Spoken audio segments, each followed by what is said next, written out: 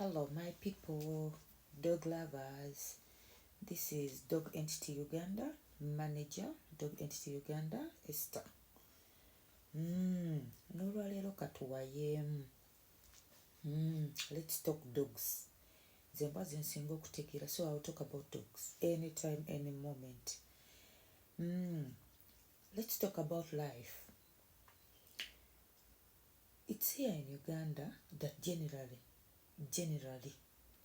we underrate health. Ekigambo health bwe bulamu bwaffe. Naye mu Uganda we underrate it, we don't mind it. Nti omuntu abeera awo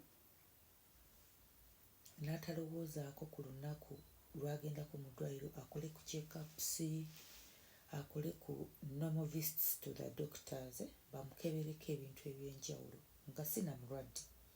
You don't need to go to the doctors when you're sick. Kubanga wenkirabyeko according to my experience, by the time you go to the doctors, in most cases, it is severe. Kiba kituuse ku nkomerero ebiseera ebisinga, and these people cannot help us so much. Kakati, putting human life aside, kyekimu ne mu mbwa. People own dogs here in Uganda, and they think dogs don't need medical attention. Banange, tuleme okwekwasa ebintu ebyenjawulo ebikumbwa zaffe. Osobola okugenda n'otwala embwayo nga tenaba na kulwala. Gwe n'okimanya nti I will do my schedule for my dog's check-ups. Ate si mbwa zokka, n'ebisolo ebirala, the cats.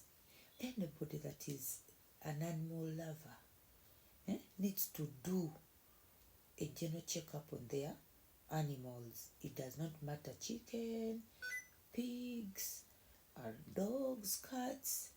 You should do these check-ups.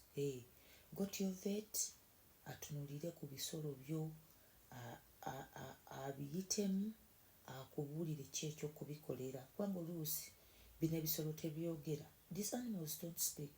Yes. So,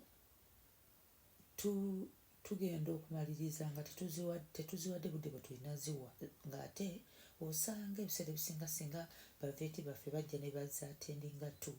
Before any issue comes up, we can be able to save them. Ne twekwasa